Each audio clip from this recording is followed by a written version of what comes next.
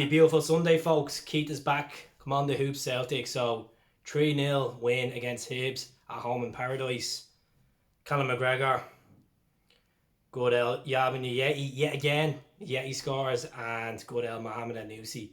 2 goals in 2 games for him. So look, at lots to talk about. Good performance. Back to the level Celtic should be at. People may say we're still not at that gear yet.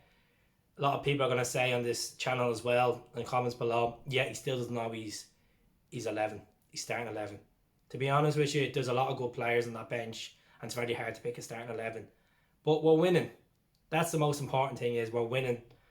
We're getting the mentality right. We're up the top of the table with Rangers, but we have a game in hand. So you know what? I'm very happy going into Monday, you could say, because overall we had a good performance. We were quite comfortable on the ball. Before even the ball was kicked off, there was this any negativity all over Twitter, Facebook and social media platforms of the state of that selection, what's going on with that selection. But do you know what? Whoever has criticised that selection, I know we're all Celtic fans and we all want the best. We all want to win 10 in a row. What happened? That team that was fielded out today won the game. And it was great football. Great possession in football. Great attempts.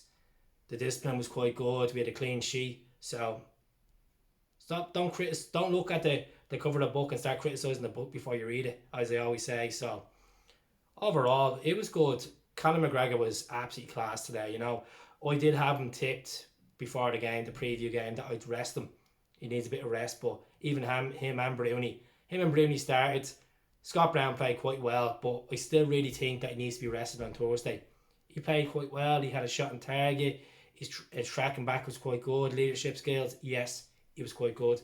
Celtic fans will always criticise Scott Brown and say he slows down the style of football. Yes, he does, but you know what? Looking at it today, speed of football was class. The wing backs were absolutely unbelievable. Our centre backs were pushing up and doing quite well. McGregor played quite well. Christie played quite well before he got subbed.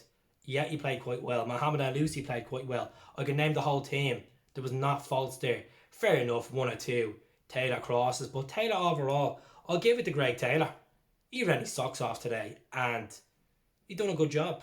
He's still not preferably a number 1 left back, but he done a good job, and that's the main thing. We don't want to be here to criticise him too much. Clean sheet. We can't start saying error for this, error for that. Neil Lennon deals with these lads day in, day out. Change the style of football around. Yes, some games this season has been boring, but you know what? There's nothing to moan about today.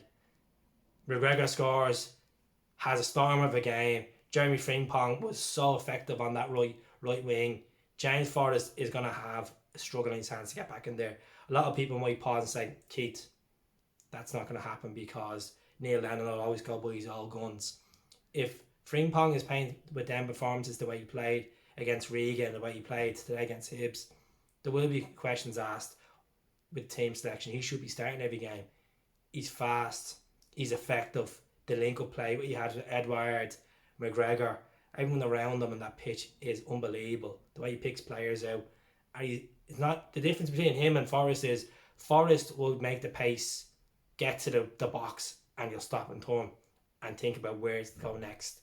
Jeremy will just keep going, try to win a corner, try to get a penalty over, and it's worked for him. You know, Forrest did have his days, but I still think Jeremy Frimpong needs to be the right winger, or the right wing back, you want to say, in this formation. But yeah, he's scoring again. Look, unfortunately he had to come off injured, but it was a lovely goal. It was a lovely finish by Ajeti.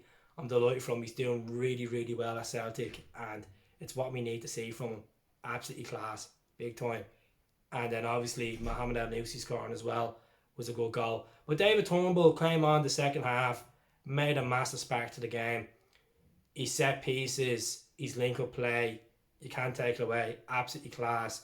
Then the likes of Nachan came on, Sorrow came on. You know, there was a lot of formations being done, and the players played quite well. And we can move on from this. Fair play to Hibs. They did put under pressure in certain spells of the game, but there wasn't frustration in the game. Watching there as a Celtic fan, I wasn't frustrated saying, oh, this is going to be a banana skin. We knew we were in for a tough game. We went there, done a job, played them off the pitch, and we can move on to Sarajevo on Thursday night and move on to obviously St Johnstone as well on Sunday. So overall, man of the match had to be Jeremy Frimpong anyway, then McGregor.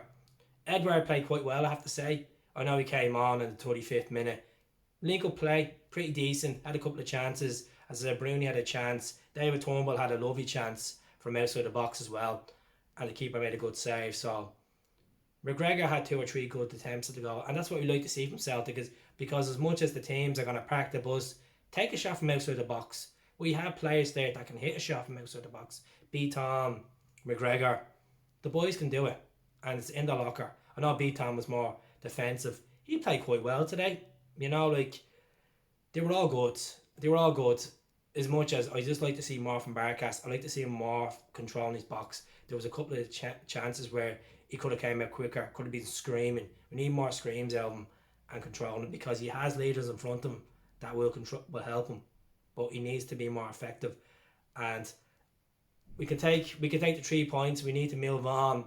If someone comes onto this channel and starts giving me Neil Lennon this, Neil Lennon that, cop on to life. You know, I know we're all tight to our opinion. I know a lot of people don't see him as the man for 10 in a row, but we're still unbeaten in the league. We're doing quite well. And our midfielders are scoring. Mohamed Elyounoussi scoring. Ajeti scoring. You know, Klamala came on, got a bit of game time. It's good to see Lee back on the bench as well. You know, Lee's time will come. You know, it's great to see him back into the squad, and Rodgers being on the bench as well. So we do have a good depth of a bench. And it is frustrating for the likes of Neil Lennon to pick players, to pick his best 11, because there's so much good quality on the bench as well. I think he really needs to look at what he did St. Thursday night, because we didn't play magnificent. It wasn't a great result. It was a shocking game, but today is a great result. It's great to be the Hibes are sitting third on the table. They're doing quite well under Jack Ross this season. It's great to come out of that game with positive attitude, with a great performance from every individual that played on that pitch today. So I'm going to leave it there to you, and let us know what you think. You know, comments are very appreciated. I know sometimes I don't write back to some people's comments. I like to take into construction criticism, as you like to say, but I appreciate the support. Subscribe to the channel if you haven't. If you had, thank you very much. We're going to 5k, and it will be there soon. Up the Celts, beautiful Sunday. Up Neil Lennon, up the boys. Roll on another game. 10 in a row, baby.